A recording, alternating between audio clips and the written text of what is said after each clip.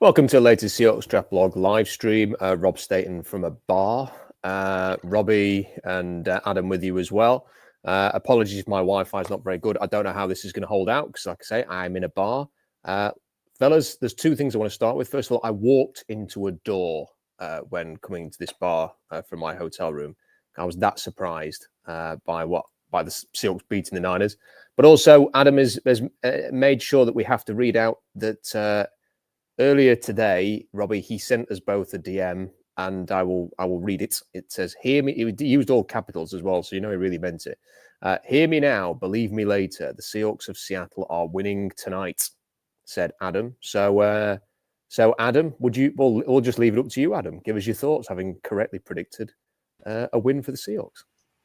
Sport is inherently a ridiculous, stupid thing that has no sense. But there are times where it has so little sense that the ultimate clarity comes to the fore.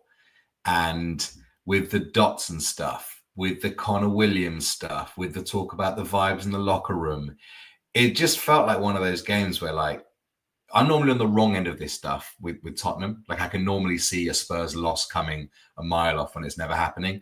So I think that's given me just the clarity of thinking of, I just know when something's going to happen. And it just felt obvious the whole day that, you know, it was going to get Seahawky, for want of a better expression. And then, you know, Kittle doesn't play, and Bosa decides he doesn't fancy it anymore and takes his tape off very performatively on the sidelines with his grinning and greasing back his hair. And I honestly never felt under any doubt that they were going to win that game from start to finish. And so it transpired. I know that's ridiculous, but that if you try and make sense out of sport, you're onto a loser. But today we're onto a winner, and that's terrific. Yeah, I did not share that level of optimism at the end, I must admit. But I'll tell you what, look, there's two things I'd say, Robbie. And first of all, congratulations to Adam before I move on to those things. That is a terrific prediction, and well done.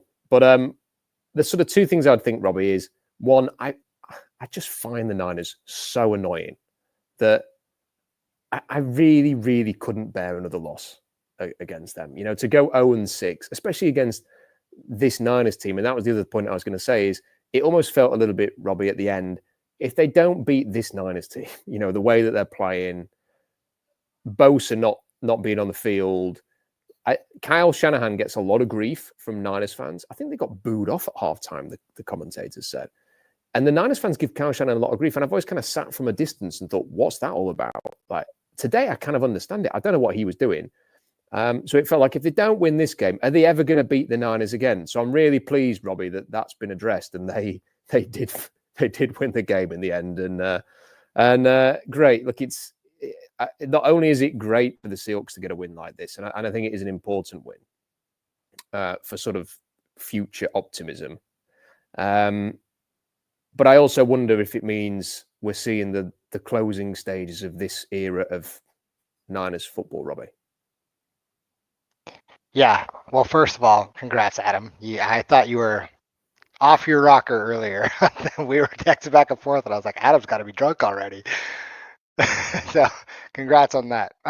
Yeah, I was, anytime you beat the Niners is a good day, right? I mean, we could lose every game, but as long as we beat the Niners, I always feel much happier about that. So great win.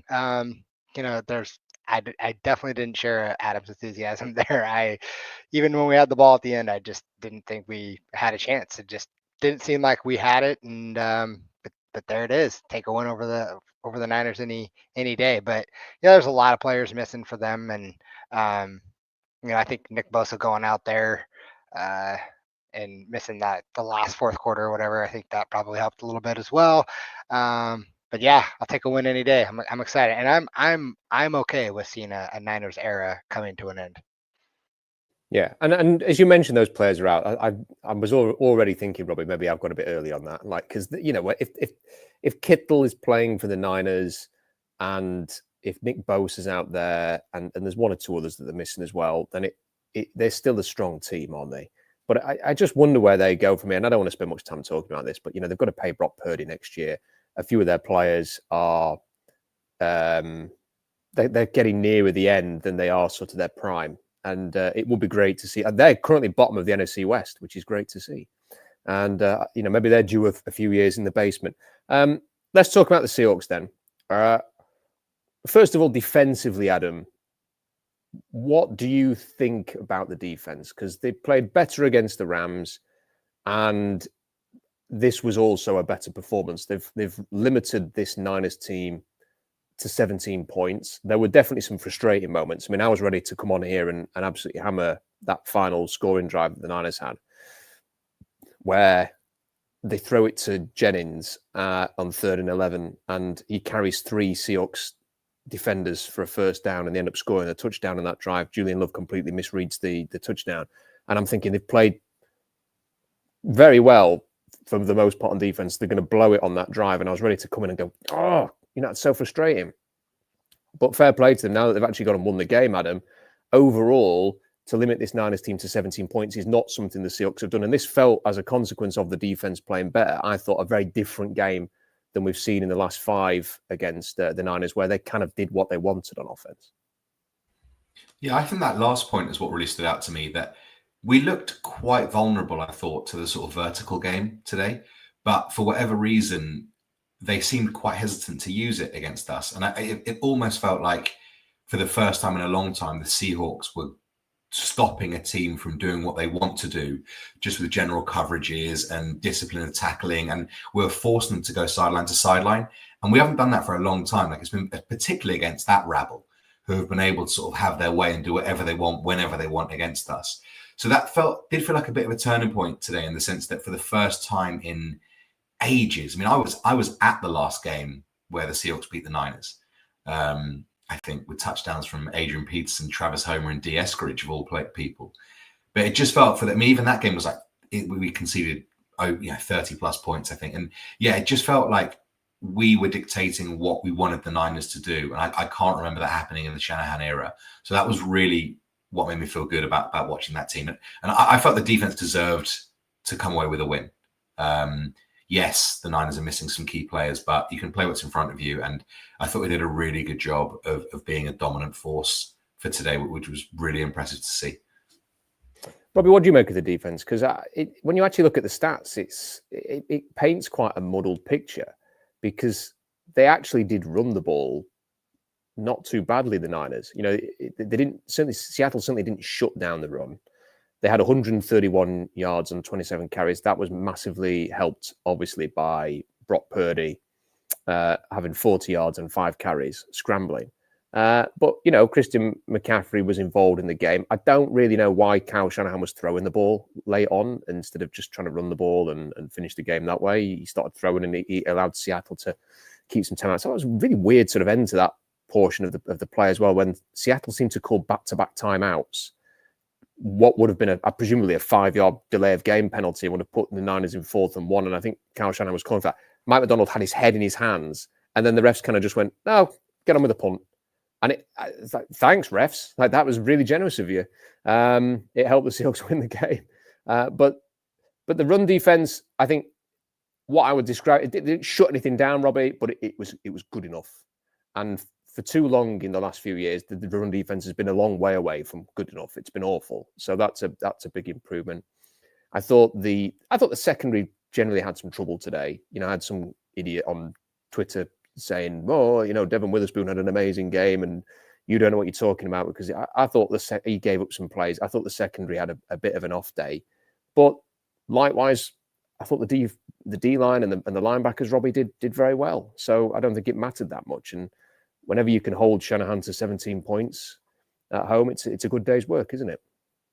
Yeah, I mean, I was really happy with the defense today. I haven't seen the stats yet, and I'll go pull them up here in a second, but I really felt like they were holding us together and keeping the team in this game, really.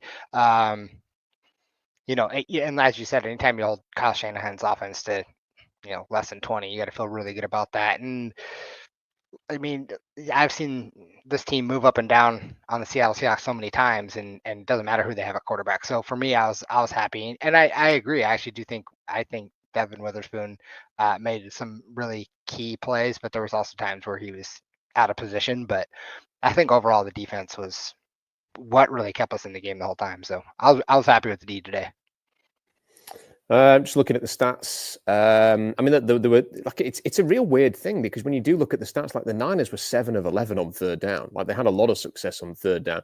You know, to have the rushing yardage that they had, you know, it all sort of paints the picture. If you'd have told me those stats before the game, I'd have thought the Niners would have won. But you know, it's to Seattle's credit that they found a way with their players. You know, they didn't do it with massive turnovers either. It wasn't that they had a lot of luck in turnovers. They had that one Jonathan. I mean, I thought that was hilarious, by the way, the Jonathan Hankins interception. Like how I mean, like the guy looks like an orange. He's the shape of a massive orange. And he got up quite well, didn't he? And plucked it out of the air. And then his knees didn't cave when he landed. Like it was very, very impressive. So that was one of the highlights that should not be forgotten from this game. But they didn't, that's the point I'm making. Like it wasn't that the Niners generally had decent stats, good on third downs, but Brock Purdy threw a couple of honking interceptions, or they fumbled the ball, or some crazy stuff happened that enabled Seattle to get cheap points. That's not what happened, you know. And I think that again, that's another plus point for Seattle on their defense. Adam, and I think it's a very similar situation on offense because I think before that final drive, we would have come on this stream if Seattle had have lost and only scored 13 points and probably hammered the offense because I thought it was muddled again. I thought they'd have a couple of drives where you think really good, like the scheming, the planning, everything's great. And then they'd have a couple of drives where you think, I don't understand what you're doing. They had that drive at the end where they couldn't get a yard on 2 plays. And I thought this is going to be a repeat of the Rams. That's where they're going to lose the game. And I think it was a very poor spot and they should have challenged the first and the Geno Smith one. But the second one was nowhere near. Why are they running it with Zach Charbonnet in that situation to try and get a yard? There's no sense when Ken Walker's there and he's just a better option in that situation. But in fairness, the defense gets them the ball back and then they drive whatever it was, like 80 yards to go ahead and get the touchdown. Like Geno Smith is also in that same boat, isn't it? Because great final drive to win the game, but also had moments where he took sacks that I think were avoidable and took too long in the pocket. There was a horrible interception. So like he had a mixed day, but it ended very well. The offense had a mixed day, but it ended very well. And you sort of come out of it afterwards. And I think they did enough in the end, didn't they, Adam? They did enough. And you've got to give them a lot of credit for that final drive. But before that final drive, I thought there were also some concerns from the offense. Yeah, I mean, they did enough. And I thought, again, whether they baited the Niners into this or otherwise, but I thought the Niners played fairly scared and pedestrian on defense. I think they blitzed once before the final drive, I think Olsen said. And it just struck me like, you know, against that offensive line, like, why wouldn't you just try and tee off a little bit more? Again, maybe that was the Seahawks, you know, forcing the Niners to play that way. I didn't feel like they were ever in a rhythm, the offense. No play seemed to naturally flow from the previous play. It felt quite muddled throughout. I mean, obviously, the last drive is an outlier because you've got X amount of time you have to score regardless. So you can probably take that out of the equation from a general game state. But the thing that frustrated me watching this offense was that, I just didn't feel like there was anything that was building off something that had previously happened, or it wasn't like they got some looks and as a result they did this, that, or the other. I mean, obviously JSN had another great game, and it's probably worth pointing out that it almost felt in the last 2 games like he's taken the mantle as, if not a 1, then sort of a 1.25 wide receiver, because it really feels that that relationship with Geno has blossomed really nicely, and he felt like more of a go-to than DK did today. But yeah, I found the offense a really frustrating watch, and even like bringing Charbonnet in for that 4th and 1. It just doesn't make any sense to do that. Like the rationale behind some of the things they did is what frustrates me. Like, execution, things can go wrong. It doesn't always work. Plays go wrong all the time for various reasons. But some of the process just didn't feel sensible with what they were doing. And look, I'm sure they have explanations for all of it. But yeah, there were certain things that just seemed quite confusing, particularly the amount that Charbonnet was used at times where it felt like Walker was clearly the better option. Yeah, the running games are real. It's so frustrating to watch because you've essentially got Ken Walker, who has bags of potential, is an exciting player, and it feels as if we're all missing out. Like I feel like not just Seahawks, I feel like the league, like fans of the league, are missing out from seeing an exciting version of Ken Walker, because the only plays that seem to work for him are ones where they can either get him outside in space, or he just sort of runs away from everybody and actually finds the edge and can turn upfield. Like, it would be nice to see an offense that allows Ken Walker to just basically do what most good running backs do and make plays. Like, look at Saquon Barkley unleashed for the Eagles. It's a lot of fun to watch him get to work. Like, not suggesting that Seattle's going to need to block as well as the Eagles up front, but it'd be nice to see Ken Walker get a chance. Like, it feels like he's creating everything for himself when he has a good play. And then Zach Charbonnet, he's just becoming so increasingly disappointing, Robbie. Like, when you watch him, like as someone who loved watching him at UCLA, who for 2 years was like saying, this is a Seahawks running back, physical, runs through contact, perfectly sized, does a bit of everything well. And at the moment, the only thing he seems to be good for is that, well, you put him in third downs because his pass pro is a little bit better than Ken Walker's. And even then, it's, he's whiffing on a couple of blocks. And when he gets the ball, there's just no power, there's no push, there's no explosion there. I don't know if he's carrying an injury or what, but why they gave him the ball on that 4th and 1. I mean, really, I don't know why they didn't just sneak it again, because I thought, why they didn't challenge it? Because Geno Smith got the first down, I thought, on the first play. Mike Pereira on the things that he thought they were 2 good spots. Okay, we'll just sneak it again. Handing it off to Charbonnet was like the last thing I would have done in that situation. So I don't know if you want to sort of give a thought on any of that, Robbie, or your general thoughts on how the offense played today. Well, I'll talk about the running backs. I think when you see Walker run, he just runs violently. He runs with authority, like he's got a purpose, and it's exciting to see him when he has the ball in his hands. And it is disappointing. I'm looking at the stats now, and he only got 14 carries, and that is frustrating. I know there's a lot of, I remember from the past when running backs would talk about needing to get the ball more to kind of get the game, get the feel of it and get going a little bit more, and it takes more carries and all that stuff. And so I don't know if that's maybe some of Charbonnet's issue. At UCLA, he was kind of the man, right? They give him the ball quite often. So I don't know if that has something to do with it. He's only getting 4 touches, but he does increasingly seem like he is just not, he doesn't run with the same authority that Walker does. So when Walker gets the ball in his hands, I'm excited because I feel like he could break it at any time. And I just don't get the same feeling. I just don't get the same feeling when Charbonnet has the ball in his hands. And I would warn everybody right now that this is a really good running back draft class. And with every week that Charbonnet is underwhelming, I worry that they're going to spend another. I'm not saying they're going to spend like a pick in the first 2 rounds. I'm not suggesting that. But I suspect an early pick will come at the running back position. I think most teams will look at that because of the way that it is. I would just prepare yourself. If you're one of those people who gets triggered by stuff like that, I'd prepare yourself next April for Seattle using one of their early picks on a running back. Let's talk a bit about Geno Smith. I want to get to some super chats as well because they're coming in. Get those sent in. We will come to those. Got quite a few already. We'll come to those very quickly. Adam, Geno had, again, a very sort of up and down game where the sacks avoidable at times. That interception at the start of the second half, just it was a head in the hands moment because you're thinking, they've had a good first half and they've turned the ball over straight away. If Niners score a touchdown here, that could be it. It could be the straw that breaks the camel's back and the game could blow open. That the defense bailed them out and kept it there. But then he came back with a good drive and Seattle scored. And then at the end, when they needed him to go all the way down the field, he did it. It was on his arm. At that point, you're in sort of 2-minute drill. It's throw. And then at the end with his legs as well, a couple of good runs, including that's a really difficult.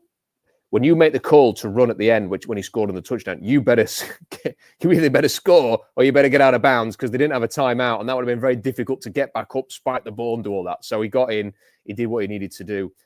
How do you sort of feel about Geno Smith and his performance in that game?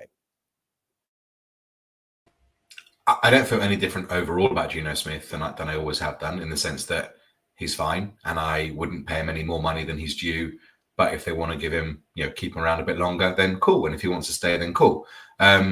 He had a very Gino-y game. And I suppose if you're going to grade when it's important to be your best, great to do it in the last few minutes of the game as opposed to, in the middle of the second quarter. You'd rather be brilliant then. And he has got a tendency of being a really clutch player at the end. And that is worth a lot more than, some of the negatives that happen earlier on. Obviously, against the Rams, for example, we needed it and it didn't happen. So, he is always going to be a bit erratic, quite hard to completely judge, I think, and gauge what we really have. And it's another game that I feel that whatever you think of Gino and beforehand, you probably leave the game thinking the same of it afterwards. And even the ones that probably think Gino is the best thing since sliced bread will probably point to that and say, look at what he did. 2 touchdown drives in the fourth quarter. And, hard to argue with it because he did it, but it was punctuated with a lot of rubbish in between. So again, I think whatever you thought about Gino coming in, you probably think about it now, and that's fine. We're going to have the same discussions probably forever because, in 2000 and busted in the year 3000, not much has changed. They live underwater and they're still discussing Geno Smith. I see. I understand what you're referring to there, Adam, but I don't think anybody in America is. Oh, they're all big Busted fans over there, for sure, 100%. Check it out, Busted, the year 3000. You know what I'm talking about. They're a band, in case anyone's wondering what we're talking about here. They're around a long time ago. They're still doing some stuff now, but they it's been about 20 years ago that they were around. See, Robbie, I'm going to say something now, and I hope this is a message that will resonate and people will take in the spirit that it's intended. I really want to enjoy this win, right? I want to enjoy the win. I've been waiting a long time to beat the Niners. I went all the way to Seattle last year to watch Seattle beat the Niners, and they were awful. And I want to spend this week just basking in the glory of beating the Niners, right, Robbie? And what I think we're going to get is a week full of people annoying the hell out of us by just dredging up this, pay Geno Smith. I mean, like, FFS, because I don't want to swear. Will you just shut up about that and just let us enjoy a frigging win, okay? Like, I don't want to talk about his contract. I don't want to talk about whether you know ball or not because he's any good. I don't want to talk about whether Geno is now elite or whether Geno's overrated or whether Geno's in the middle. All I want to do is enjoy the effing win against the Niners. Can we all just as a fan base agree to do that, okay? Instead, let's just not have any conversations about his contract beyond, which is still, by the way, he's tied to the Seattle Seahawks for next year as well. So there's no immediate rush to do anything. Can we just shut the F up about his contract for a bit and enjoy this win, Robbie? Is that a fair thing to say? Yeah, I think that's a fair thing to say. Some of these comments are killing me in the, in the comment section. Yeah, listen, I'm happy we beat the Niners. I want to enjoy it as well. I'll just stay off Twitter for the week, but it's a good time to beat the Niners and all that other crap will play itself out. I don't need to worry about it. I think it's fair to say. And Rob, would you offer him 4 for 160 at this stage? Like, where are you situated? What's your vibe on the whole thing, Rob? No. That's what the people want to hear. Well, as someone who doesn't know ball, Adam, I'm not qualified to speak about it, So I don't know. I'm just, it's just every week, like you come back and you think, I remember when we just had a normal football team where we didn't talk about this all the time. Well, you go on Twitter and you just sort of randomly go on there and you might even I might have been doing some work stuff and I'll see someone who I follow because the Seahawks talking about this again. And I'm like, oh no, not again. Like, can we just shut up about it for a bit? Like, they're not going to do anything between now and the end of the season anyway. So let's just shut up and enjoy that. Let's just go and enjoy the win. Like, maybe we could all just come together. We're all supposed to follow the same team. Like, let's just all agree on a truce, on like a parlay. Like, let's just not talk about this for a whole week. That would be really, really good. And to Jason in the comments, just go away. I don't care. Nobody cares what you're saying. Just go away. Right. Anyway, let's get through the super chats. Kay Sizzle says, regardless of anybody's long-term outlook on this team, I think we can all agree that this win felt great. I agree with that. It did feel great. And I think we should enjoy it. Hawks fan Matt Mann says, When there's trouble, you call DW. So I mean, and that is a reference to Darkwing Duck, I think, which was a cartoon about 30 years ago. Who's DW for the Seahawks? Do you guys know? I'm not old enough to participate in such such aged references, Rob. So you'll have to, as the elder statesman. Everyone knows who Darkwing Duck is. Sure. Do you know who he is? Not Robbie? a Scooby-Doo who that is.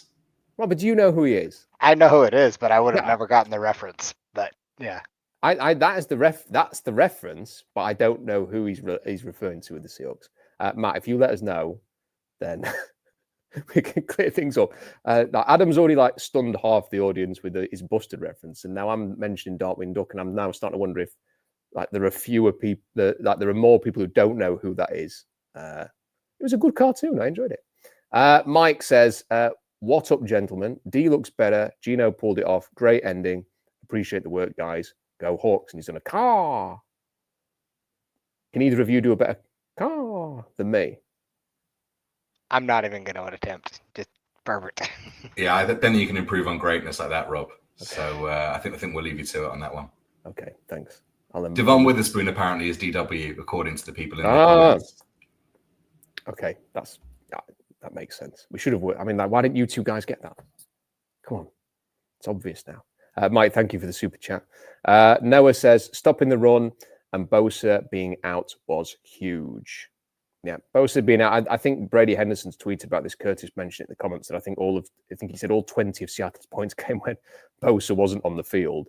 I mean, he is obviously, now that Aaron Donald is not in the NFC West, Bosa is essentially his replacement as the dominant defensive force in the NFC West. It'd be great if Seattle could have somebody like that one day. But I guess Cardinals fans would feel the same way. John has sent this one in, or John Boy. Thank you, John. But then he sent another one in with a comment. Awesome win, but would love to see Grubb spice up the looks on 3rd, 4th, and 1s. Hopefully that's just a product of the O-line limiting the play calls. Thank you for that, John. On that, there was a play, wasn't there, where he had two backs in the backfield, I think, and a third, and then he handed it off to Charbonnet, I think, and actually this time was it a 4th and 1 or a 3rd and 1 that they did that?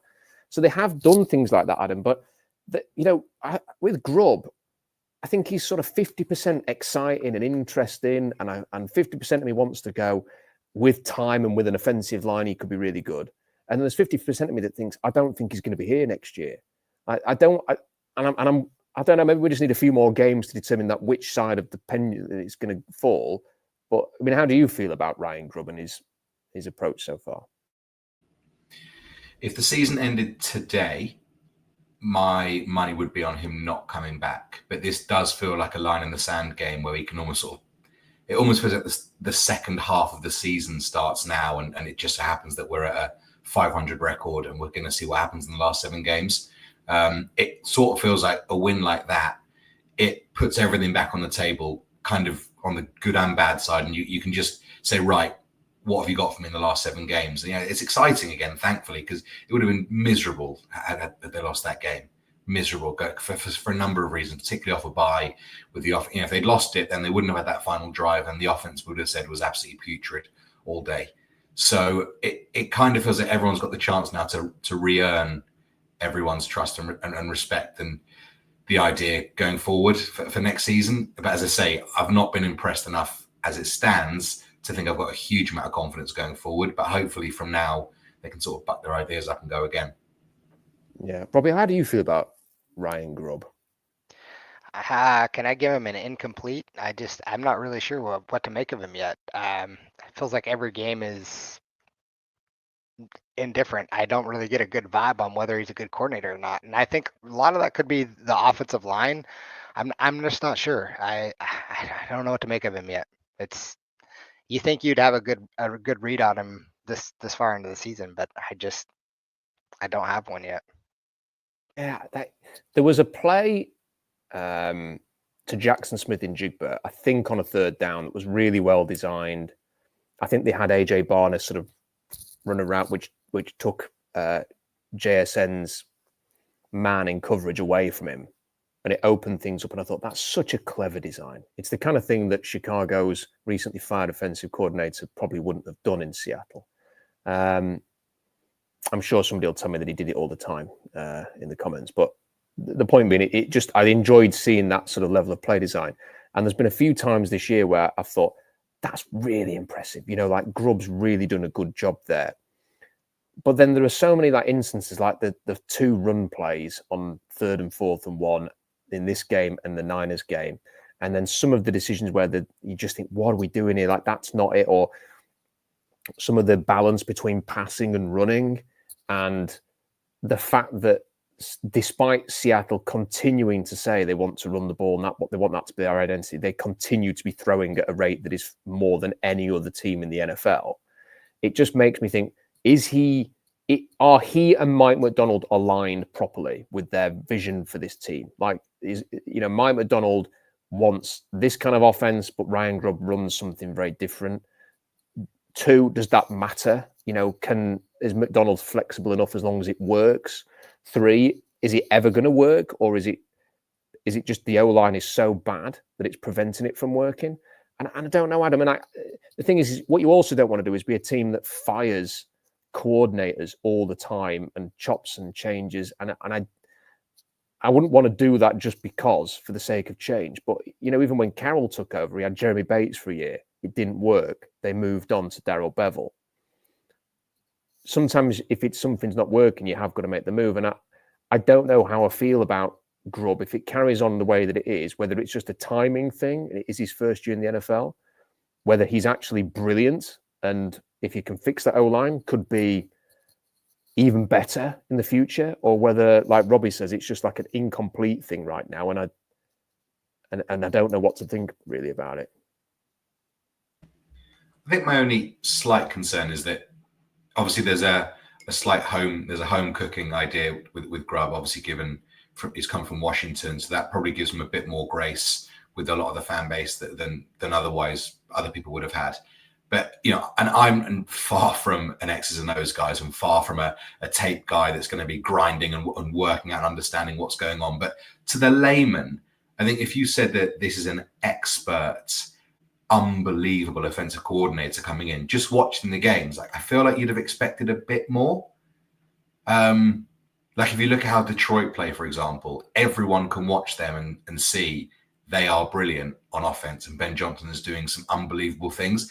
And I'm not saying this to slight Grubb, because it's his first time and he's only 10 games in. Offensive line's not been great, but it doesn't strike me that I'm seeing anything that's blowing me away to a point where it feels hugely different from the stuff that we've seen under, Waldron, Schottenheimer. Obviously, they're running at less frequency than they used to in the past, but it doesn't feel like I'm watching a genius at work yet. Robbie, do you think that Oluwatimi looked better than Connor Williams? He wasn't super noticeable, so I don't know. That might be a good thing. That might be a good thing, yeah. I didn't really, only than the snap that went over Gino's head, I don't really recall seeing too much of an issue with him. So, yeah, that could be a good thing. I will say on this Grubb thing, I am glad they're not really doing that hurry up to the line, everyone stops and looks over to the sideline again kind of thing like they do in college. So I don't remember seeing that too much tonight. So I think that's good. That's a good point, because I've not even thought about that.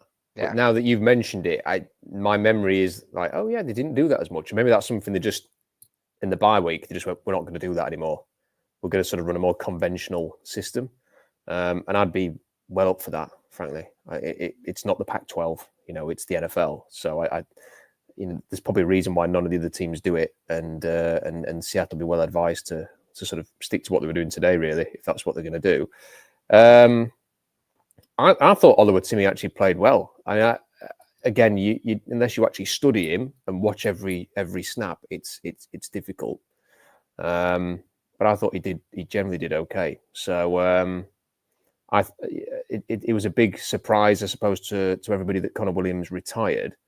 But if Oluwatimi can come in and just sort of hold this position down for a little while, at least it will give some consistency to the line, and it will help this team. And I suppose the surprising thing is that,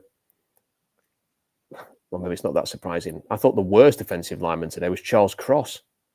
Like he really, Adam on the edge, he really sort of struggled. And there was a couple of times where he didn't give up a sack.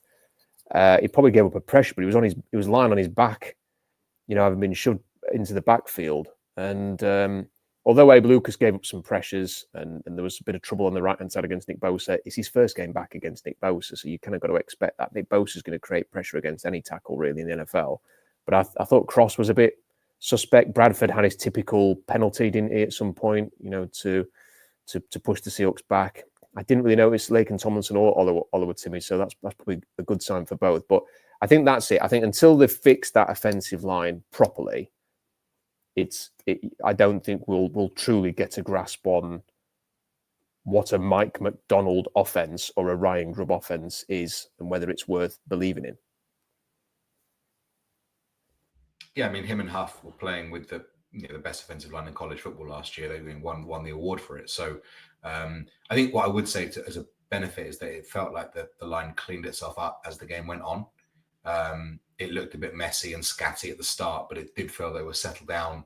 And Gino felt under less pressure, anecdotally, as the game went on, and he had a bit more time to do with what he wanted to do, even on some of those long developing plays where you're thinking, get rid of it, but it never actually seemed to hurt us.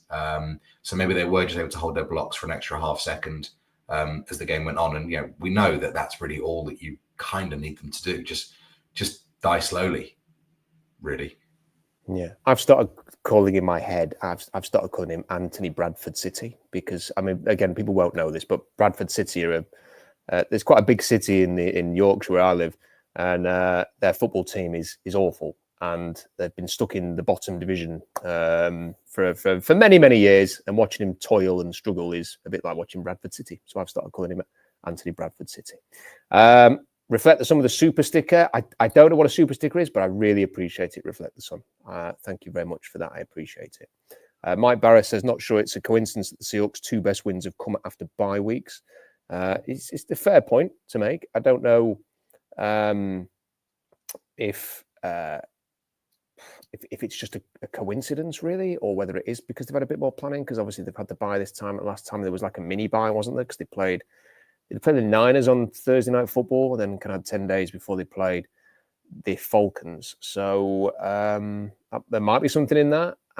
That's why it's really important. Who are they playing next week? Is it the Cardinals? So they've got the Cardinals at home next week. See, we should talk a bit about that as well, because that's a really good game to have next, because they've got a bye this week, haven't they? Yeah, they've got a bye this week. So they're going to come off a bye. They've had a bit of time to plan for you. If you can go and follow this up and beat them, they're top of the NFC West right now, then it's game on in the division, and people will be talking about playoffs again. If you go and play badly against the Cardinals next week and just blow it, then this is going to feel like we'll soon forget about this game. Let's just put it that way. Hawk Manny has sent this extremely generous super chain. I broke a Christmas ornament when Gino ran it in. Love what you guys do. Manny, I really, really appreciate that. Thank you for the kind words and for that extremely generous super chat. I really, really appreciate that. And I hope the Christmas ornament is fixable. And, the hotel that I'm in has got all the Christmas decorations. They were putting them up yesterday. I still think this is a little bit early for that kind of thing. I'd wait another couple of weeks. But if you've put them up, I hope that ornament is you can glue it back together. And thank you for the super chat. Noah says, very happy with the win, but more happy to see our defense really step up after the bye. Gives me confidence that Mike McDonald is the right guy. Dart in round 2. Oh, Noah. No. Ooh, not Dart in round 2. I think Jackson Dart is a day 3 pick. And he had a very good game against Georgia. He was injured. It was raining. He threw the ball very well. I don't know how he ran on that ankle, but round 2 is a bit rich for me. He does not have the physical. He doesn't have the arm. He's in that system that is just so bad for projecting to the NFL that Lane Kiffin has. So it's very, very difficult to sort of think of him as a round 2 pick. Ty says Rob wants to pay Gino. Confirmed. Absolutely. Give him all of the money. In fact, I think they should give him the Deshaun Watson contract plus an extra 20 mil. Ty, thank you for that. Max Morrison says JSN officially replaced Lockett. Love Tyler, a brilliant innings. Fantastic cricket reference there from Max. Do we feel the way? I mean, it feels inevitable, doesn't it, Robbie? That Tyler Lockett's got like a $30 million cap hit next year. We're seeing sort of the last few weeks of his, and unless he's going to rip up his contract and come back for something that's far cheaper, I think we're seeing the sort of the last few weeks, aren't we, of Tyler's time in Seattle? Yeah, I kind of get that vibe, and he just posted on Instagram or whatever that his wife is pregnant as well. So yeah, I could see this being kind of the end of the line for him. I do think GSN played a hell of a game today, and I think he's really stepped up. So. Yeah, what do you think, Aaron? Because I mean, Tyler Lockett's had a great innings, like Max says, and with Jackson Smith and Jigba playing as well as he has in these last couple of weeks, it does feel like, given that they've got to find some cap space from somewhere, that feels like a very easy thing to do to project, isn't it? To say that one way or another, he's not going to be on his contract that he's on next year, Tyler Lockett. Max is a man who's heard of Busted and Bradford City. You can tell that from his super chat wording, which we love to see that. It's felt inevitable, hasn't it? He's not going to be playing on that money regardless. So I think he'll be, doesn't strike me as the kind of player that you cut and bring back on a lower thing. It feels like a guy that's pretty content with his lot in the league. Maybe not. Maybe he's got burning desires to keep going. It just doesn't strike you. We know he does a lot of things outside of the game, which is great. And yeah, it just seems like we're on a bit of a Tyler Lockett farewell tour, and what an unbelievable career it's been. Max, thank you for that. Joe says, I give you permission to just enjoy the win. Thank you, Joe. I really appreciate that. And thanks for the super chat as well. Troy says, how much faith do you all have that John Schneider can or will actually fix the O-line this offseason? So I'm going to ask you both that question, and then I'm going to ask you about the Adam Schefter article that came out yesterday, which was a bit weird. Robbie, do you have faith in Schneider to fix the O-line, and do you think he actually will? No, I don't. I don't think he has. I don't have any faith that he's going to fix it. I mean, he's been doing it for how long now? This doesn't seem like that's his scouting. O-line doesn't seem like his niche, so I'm not really confident in him. No. Adam? Yeah, I mean, to go with Robbie, it feels like that Titanic meme of like, it's been 84 years or whatever it is. Like, maybe it'll be different because you throw enough darts at the board and you hit triple 20 a few times. So maybe that'll be what happens, but it doesn't strike you that their plan or Schneider's plan over the years has shown much clarity in how to build a cohesive offensive line. So maybe he does, but until I see even green shoots of it, I'm going to assume that my eyes aren't deceiving me for the last 10 years and say, no, I don't expect that he can. So the reason I brought up the Debo Samuel, Adam Schefter article in relation to this question from Troy was because I think it speaks to Schneider. And again, this is speculation on my behalf, that this is something that Schneider and Schefter have discussed recently, warranting that this is put out. I don't see any reason why Schefter would have sat on this information for a few years and then decided today's the day, to put it out there. If they've had a conversation recently and he's saved it for this weekend because the Seahawks are playing the Niners, I think John Schneider is almost constantly battling with a will and a want to prove to everybody or to convince everybody that he actually knows what he's doing. And I don't think he needs to worry about it too much. I think that the sort of reminders of who he's liked in the past, name dropping the Allens and people like that and Mahomes when they traded Russell Wilson and stuff like this. Oh, we nearly had Debo Samuel. We wanted to draft Debo Samuel. Don't look at the fact we drafted LJ Collier and Marquise Blair instead. Let's talk about the fact that I nearly drafted Debo Samuel to go with DK Metcalf. I just think he's so sure, so confident in his approach, in his abilities, in his mindset of scouting. And rather than sort of really adjust his approach, I think he actually wants to convince you that his approach was right all along, and the methods that he does is right all along. And this is how I think he will view the offensive line thing. Now, that doesn't mean that his approach this time won't work, that he won't draft, let's say, a couple of players and sign somebody and it all works out beautifully and they get a great offensive line and he can then turn around and go, what we were all worried about. But I'm afraid that the way of doing things, it hasn't worked so far. And it's not even so much about the scouting of players. I think then people point to, well, they've drafted the wrong players, or they've drafted, they have drafted players who I've liked. So I can't turn around and say they've done a terrible job on doing that. It's the process of getting to the point where they've constructed their offensive line. As I wrote in my article this week, it's, we are going to trade the house for Jamal Adams and then handcuff ourselves to paying Jamal Adams $17.5 million a year in a year when Joe Tooney signed a $16 million a year contract with the Kansas City Chiefs, who at that point had won the exact same number of Super Bowls as Patrick Mahomes that you won with Russell Wilson, when everyone was saying you've got to protect Russell Wilson. If you had never done the Jamal Adams trade, you could have outbid the Chiefs for Joe Tooney and had a left guard who's been amongst the best left guards in the league for a long time. And you could have also had 2 first-round picks to spend on top of having that money to go and pay someone like Joe Tooney. So your approach of aggressively trading for Jamal Adams prevented you from doing the things that can fix your offensive line. One of the players that they could have had in that draft, I mean, you could have had Joe Tooney and Landon Dickerson from that year. Instead, you had Jamal Adams and no first-round pick the next year. That's the sort of the problems that I think Schneider has gone for. The way that they've used their overall total resources of money and cap has been wrong, and it's denied them the realistic chance to go and really commit to the offensive line.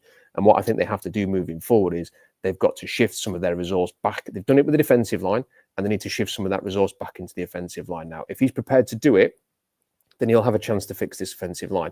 If you get to the offseason and it's, more money to sign someone like Noah Fant, who's just a total non-factor as a sort of finesse tight end that doesn't seem to fit the Seahawks' desired play at all, then that's just a waste of resources. If they go and make another trade that gives away a pick for somebody like, I don't know, like they've just got to sort of focus on the right way to build this offensive line. And that for me is to get a couple of veterans in and maybe to invest a bit of money in that, and then to draft a couple of players behind them and have immediate starters and then players developing behind them. So you've got a succession plan. I think that's the only way to do it. Will he do that? I don't know. But I think when I read that article, I thought he's still trying to convince everybody that he's the smartest guy in the room. And I think that's part of the problem. There's a bit too much hubris sometimes. And when I read that article, I thought he's again trying to convince everybody, look at my great plan. And as somebody wrote on Seahawks Draft Blog in the comments section when the article came out, this reminds me of the time I almost invented a website that allows you to search for absolutely anything on the internet. And it's like, yes, we've all nearly invented Google, haven't we? We all nearly invented Debo Samuel. We almost traded up for Debo Samuel. Well, you could have had him in the first round, but you traded down and you took yourself out of contention for him. So you can't have wanted him that badly. And does anybody really believe that they would have drafted Debo Samuel and then drafted DK Metcalf and taken 2 receivers? It would have been a great idea, but I don't think they'd have done that. I think they'd have gone pivoted to a different position if they would have done that, especially when they had defensive line troubles and an obvious desire to draft a safety that year. What did you make of that? When you saw that article, Robbie, what did you think? To be honest, I hadn't seen it until you guys started talking about it, and I pulled it up and kind of started reading it a little bit. So I'm just going to trust your guys' opinion on this, and haven't really studied it much. So I have it up right now. Haven't got a chance to read it too much. Adam? Yeah, I mean, normally with these sorts of things, you can kind of take 10 seconds to digest it and then think, right, well, that person's agent or that person has leaked it to Schefter and the purpose of leaking it is for this. But I can't get a read on this one at all. Because it doesn't make Schneider look good because he didn't do it. And the idea of, we nearly had a trade, and if we had that, those damn Raiders again, meddling with everything, those damn kids, so that just feels weird. Like, I don't understand why, whose benefit it's been to put this into the ether, particularly when Debo's played like 12 games against Seattle already. It kind of, if I had to say that one person put it out there in order to do this, I would say it was Schneider's team putting it out there to show that he still sort of is able to diagnose and pick out a great player. But it's pretty thin on the ground other than that, isn't it? Like, what's your take on it, Rob? Well, as I just said, I think he's just trying to prove to everybody, like, look, I know what I'm doing. As soon as I saw this article, I thought, wow, like the pressure's getting to him a little bit. I thought he's getting a lot of negativity. There's been a lot of people sort of questioning his job. And then quid pro quo, Adam Schefter has chucked out a very generous article saying, look, they could have had, like, they're playing the Niners, and hey, look, they wanted to draft Debo, but the Raiders blew everything. But as you quite rightly say, Adam, it's like there's more to it than that, because then you look at it and you go, okay, you had 2 picks in the first round that year because you traded away Frank Clark.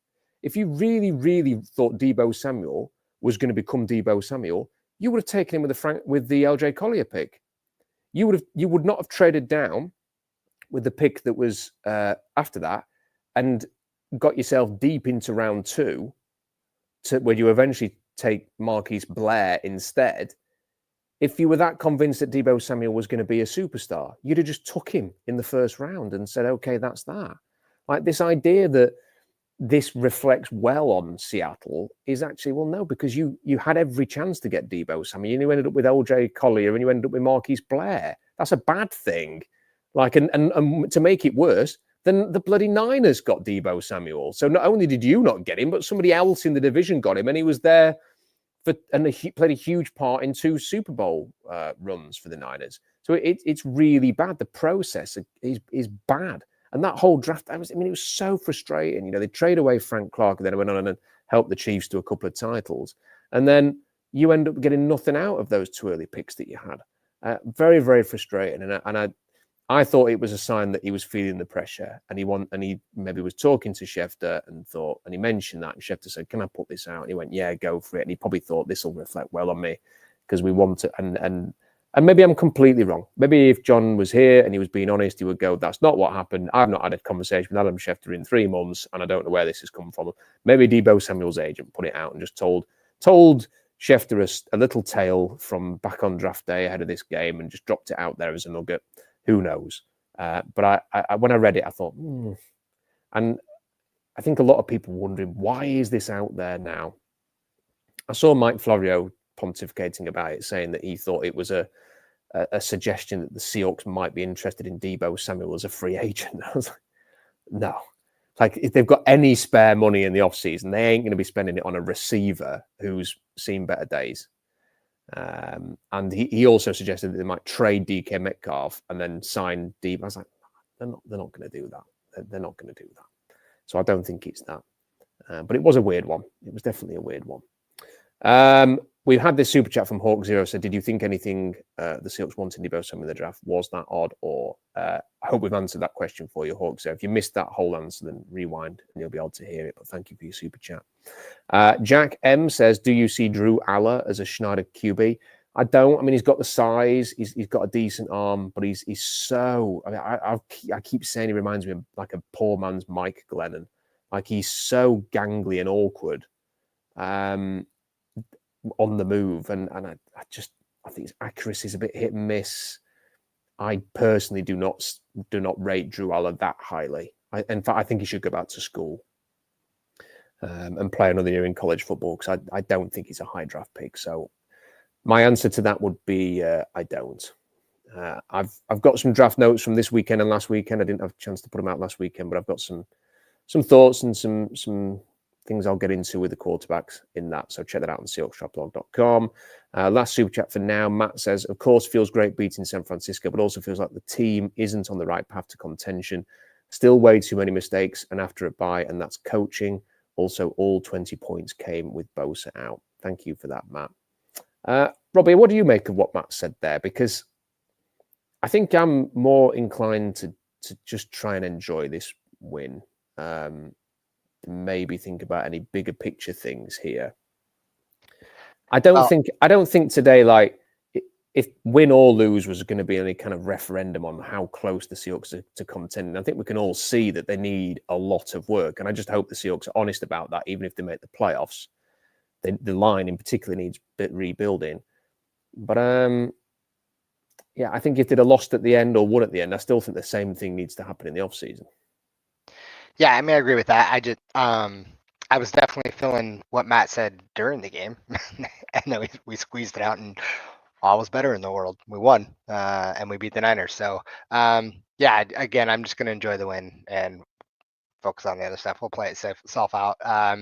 Now I'm really interested. I didn't actually know we played Arizona next week. Now that I'm looking at the schedule again, that is going to be a big one. So I'm more interested now to see how we play against Arizona at home. Now that coming off the win from the Niners, if we would have lost, I would have been less interested about this game because kind of would have felt like the season was over, But now, like, not saying like we're destined to win the division or anything, but better to have a shot than not have one, right? So I think that's it just makes it way more interesting. I think you can get a better vibe for what the team's going to feel like after this Arizona game.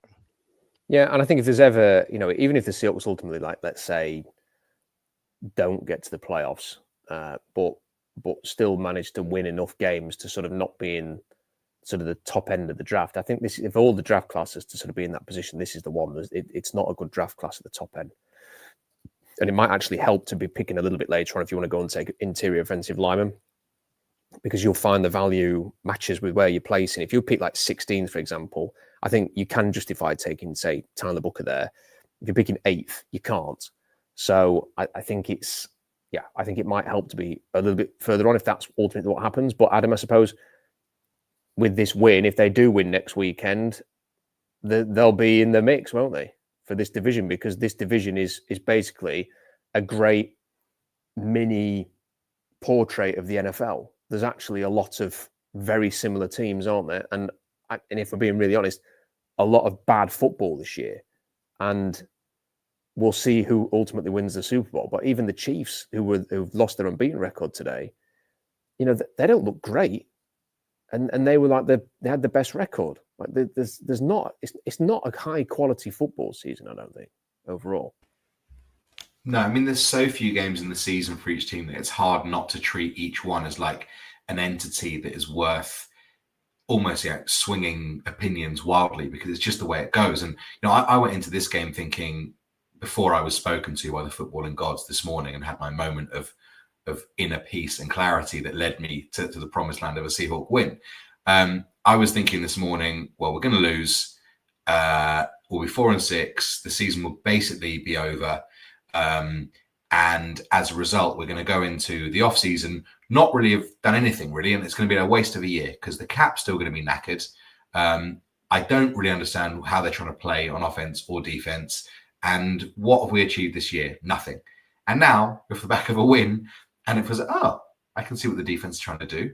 And with a bit of this and a bit of that on the offense, I can maybe close one eye and squint with the other and see something that's vaguely coherent. And can they beat the Cardinals in a big home game next week? And I suppose that's just the nature of the game, sort of going back to what Matt said, that it does just lend you to these wild swings. And I guess the term would typically be hot taking, but it's not really, because each game does matter so much that you do need to base opinions off kind of what you've just seen. And yeah, I'm really optimistic now, and maybe that'll all be not really optimistic, but at least I'm looking forward to the rest of the games thinking something could happen here. And there's enough that I've seen today that there is a platform to build off, even if the season doesn't end in being in the playoffs or whatever. At least we're seeing something that's functional and working that you can cling to. So, perhaps today will be a turning point, and please God it is, because it's been pretty miserable the last 5-6 weeks, hasn't it? We're going to finish up in a second, but if anyone has any last super chats, a question, or wants to make a comment, chuck them in now, because we're going to finish very quickly. I guess that's the main thing for me, Robbie. That's the sort of as I head back up to my room and hopefully don't walk into the same door that I walked into on the way down here, I'll be thinking, do you know what? I can actually look forward to the Arizona game. And it's the point that you just made a second ago. It's like, now that you can spend the week sort of thinking, even if I'm not going to be spending the week thinking, come on, like I would have been in that 2013, like for me in 2013, every single sort of moment that there was like when I wasn't solely focused on an activity, like something happening at work or something like that, if I ever had my own sort of time and I was like lost in my own thoughts, I would be thinking about the next Seahawks game, thinking about the team's chance of winning the Super Bowl, like it was an obsession around wishing your days away to get to Sunday to watch a game, sort of having like nerves and anxiety right as the kickoff was happening, because you were just so desperate to see this team do well.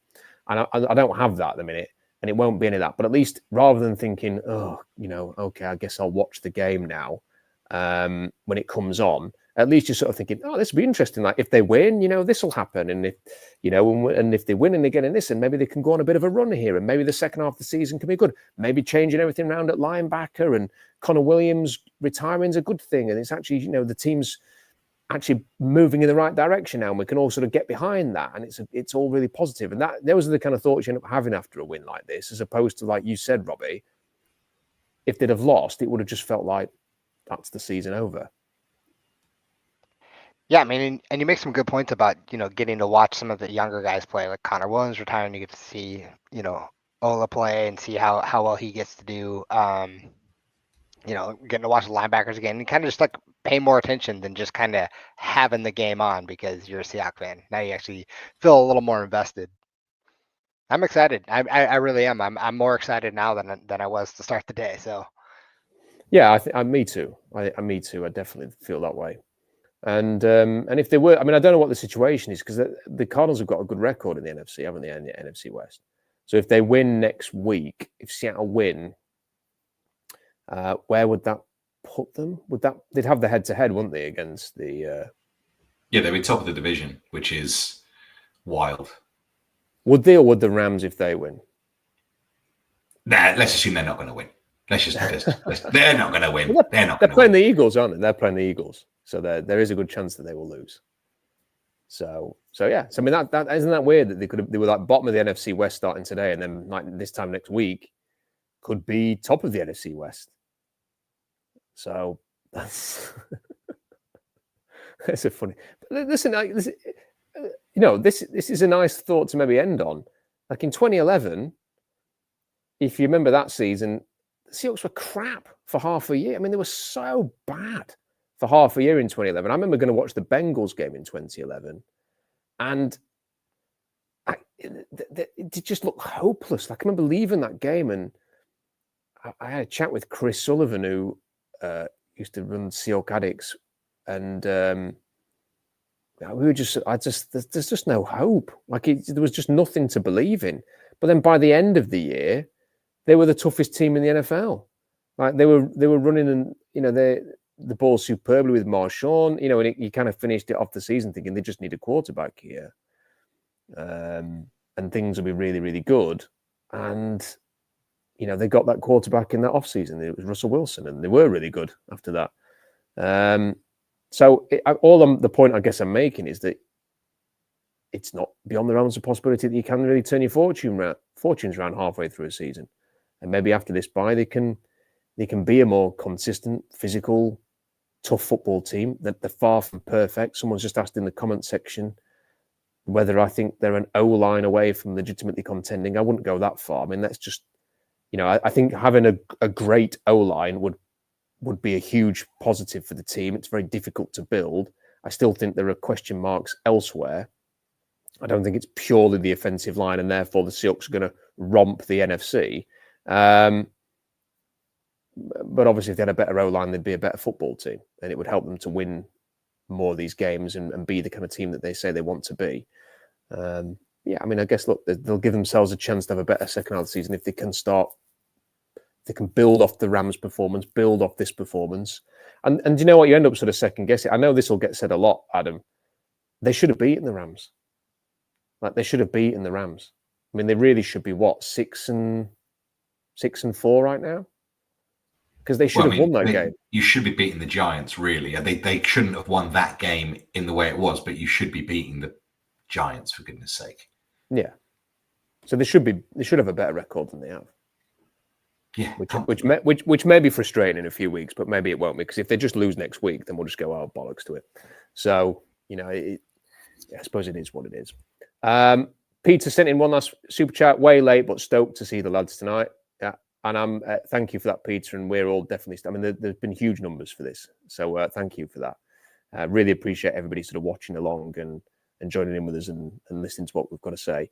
Have you got any final thoughts, Robbie, before we go? No, it's always a good day when you beat the Niners. So I'm stoked. I'm going to go to bed happy tonight. Here to that. Adam, any final thoughts? No, I just think, at some point we can sit down and discuss the Geno Smith contract in peace, because that's all what we really need to get to, the nitty gritty. But other than that, the secondary element of beating the 49ers is terrific. So make sure you all go and watch Darkwing Duck tonight, everybody, and listen to some Busted in celebration of a great win. SeahawksDraftBlog.com for more analysis. I'll probably go and write something now from my hotel room and put an article up to go with this live stream, so check that out shortly. I will have scouting notes coming up this week. We'll have the stream with Jeff tomorrow, which is 2 p.m. Pacific time. And do us all a favor, if every single person who has watched this could like the video on YouTube, that would be a huge plus. And if you have a bit of time and you can just put Go Hawks or something in the comment section as well, that would be very, very useful for us. And subscribe. Let's get them subscription numbers closer to 10,000. So more people can find out what we do. Adam, Robbie, thank you for your company as always. Thank you to everybody who's watched this. Big thank you for all of the super chats and for all of the patrons. We will see you very, very soon. The Seahawks have finally beaten the San Francisco 49ers. Till next time, bye for now.